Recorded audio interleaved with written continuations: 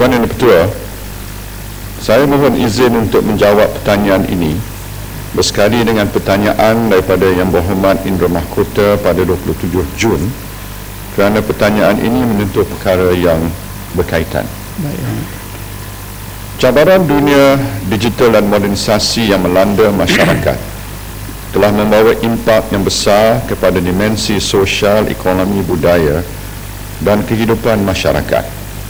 Justru Kementerian Pembangunan Wanita, Keluarga dan Masyarakat sentiasa memberi tumpuan khusus dalam menangani masalah dan cabaran masa kini dan masa akan datang. Selaku peneraju Kementerian Pembangunan Wanita, Keluarga dan Masyarakat, saya meletakkan harapan yang tinggi bagi menentukan perjuangan untuk pembangunan sosial seharusnya seiring dan sejalan dengan pembangunan ekonomi dalam usaha kita mendapat pengiktirafan dan status sebagai negara maju yang holistik menjelang tahun 2020. Bagi merealisasikan hasrat ini, tumpuan dan komitmen kementerian melibatkan semua kumpulan sasar dalam setiap perancangan dan pelaksanaan program sama ada dilaksanakan oleh kementerian sendiri maupun menerusi agensi-agensinya. Tuan Yang Dipertua, susulan keputusan kerajaan untuk melaksanakan dasar sekurang-kurangnya 30% wanita di peringkat pembuat keputusan dalam sektor korporat, kerajaan sedang memastikan kumpulan wanita yang kompeten dapat diketengahkan sebagai ahli lembaga pengarah di syarikat awam tersenarai. Dalam hal ini, kementerian telah melaksanakan inisiatif program pengarah wanita atau dengan izin Women Directors Program. Program ini adalah bagi meningkatkan pengetahuan serta kemahiran kritikal wanita dalam melaksanakan peranan sebagai ahli lembaga pengarah menerusi kaedah latihan yang berstruktur mengambil kira kemahiran teknikal dan soft skills. Adalah disasarkan seramai 200 orang pengarah wanita akan dilatih menjelang bulan Disember 2012. Setakat ini seramai 20 orang pengarah wanita yang berkaliber telah dilatih pada bulan Februari dan siri selanjutnya akan diadakan pada bulan Julai ini. Selain itu, satu daftar ahli lembaga pengarah wanita juga telah mula beroperasi pada bulan April 2012 sebagai sumber calon wanita korporat yang kompeten dan sesuai dilantik sebagai ahli lembaga pengarah. Tuan Yang Dipertua, di samping itu, Kementerian dan Talent Corp sedang mengadakan program bagi mengenal pasti peluang pekerjaan yang sesuai kepada wanita profesional. Antaranya membangunkan microsite bagi mewujudkan pangkalan data wanita profesional yang berhasrat kembali bekerja untuk dipadankan dengan syarikat-syarikat yang mempunyai insentif dan kemudahan sokongan dengan izin flexible working arrangement. Microsite ini akan dilancarkan pada bulan Julai 2012 ini.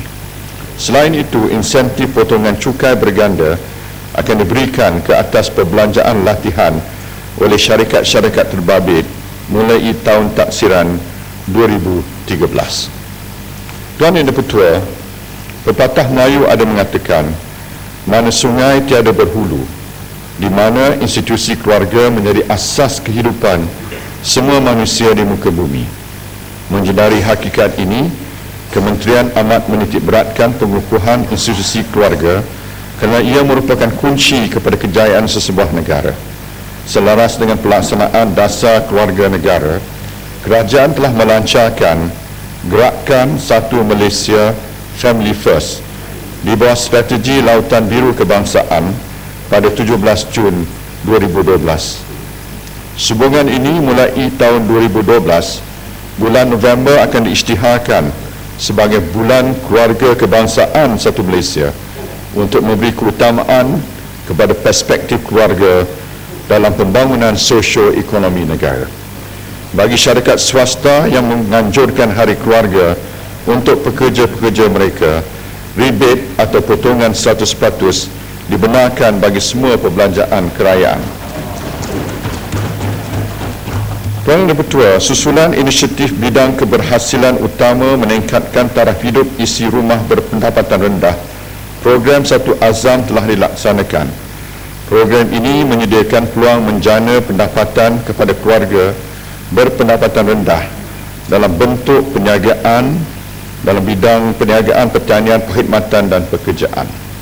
Suka saya nyatakan di sini bahawa bagi tempoh 1 Januari 2011 hingga 30 April 2012, program Satu Azam di bawah penyelarasan Kementerian Pembangunan Wanita, Keluarga dan Masyarakat dengan kerjasama 5 agensi pelaksana iaitu Kementerian Pertanian dan Industri Asas Tani, Kementerian Sumber Manusia, Kerajaan Negeri Sabah dan Sarawak dan Amanah Ikhtiar Malaysia telah menampakkan keberkesanannya dengan penyertaan sejumlah 80,597 orang peserta, khususnya daripada senarai I-Kasih dan penerima bantuan JKM meliputi kawasan bandar dan luar bandar. Menjelang penghujung tahun 2012, program Satu Azam dijangka mencapai sasaran 100,000 orang peserta. Tuan Yang Di-Pertua, tidak syak lagi tanggungjawab memimpin Kementerian Pembangunan Wanita, Keluarga dan Masyarakat membolehkan saya melaksanakan lebih banyak inisiatif yang dapat memberikan faedah terus pada golongan yang memerlukan, terutama sekali di peringkat akar umbi. Dalam hal ini, saya berharap agensi-agensi kerajaan yang lain dan juga pertubuhan bukan kerajaan, sektor korporat, ahli akademik dan anggota masyarakat dapat berganding bahu bersama Kementerian Pembangunan Wanita, Keluarga dan Masyarakat untuk meningkatkan kemajuan dan kesejahteraan sosial rakyat Malaysia keseluruhannya. Ya, Mentang. Saya ucapkan terima kasih kepada Perdana Menteri yang hadir pada hari ini untuk menjawab soalan saya sendiri walaupun belum lagi berani menerima cabaran debat dengan pemakang pauh. Janganlah. Jadi saya siapa kata tak berani? Tak ada keperluan.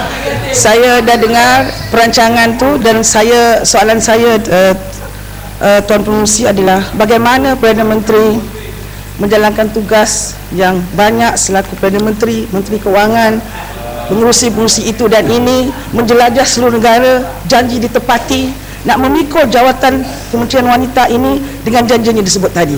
Sedangkan kita lihat banyak dasar-dasar wanita yang masih belum terlaksana. Saya di sini ada 20 list dasar-dasar wanita belum terlaksana yang seolah-olah hidup mati, hidup segan mati tak mau, ya. Gadis penan tidak lagi terurus, ya.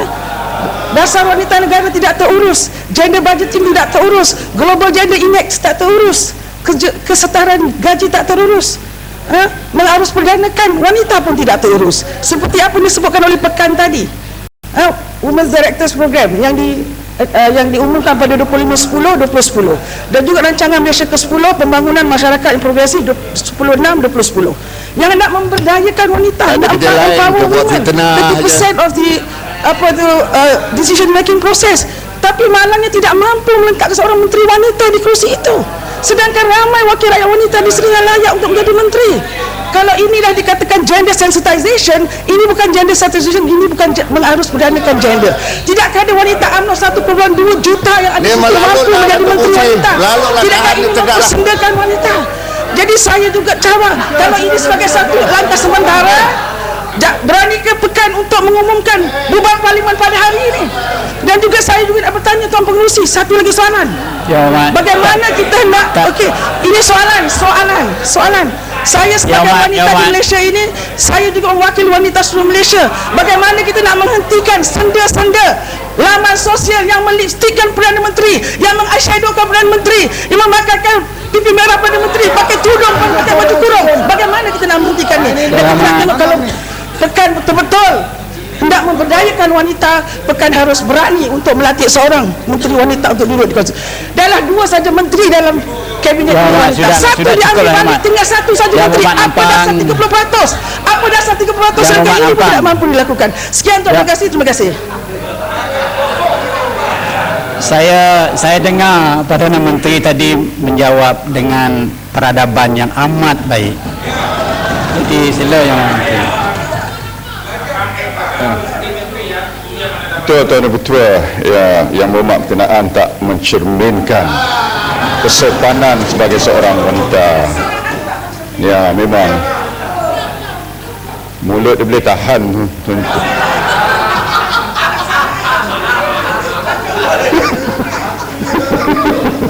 Tak ada ke wanita lain.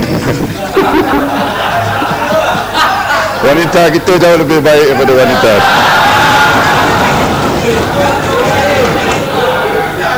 Saya dah kata Tuan Ketua, yang penting ni program keberkesanan, program kita. Dan kalau kita lihat kedudukan wanita di dalam negara kita ni, kemajuan wanita adalah sesuatu rekod pencapaian kita banggakan. Dosa lagu sah saya pegang sementara saja sampai pilihan raya. Bila Barisan Nasional menang nanti, insyaAllah kita serah pada wanita ambil alih kementerian. Terima kasih.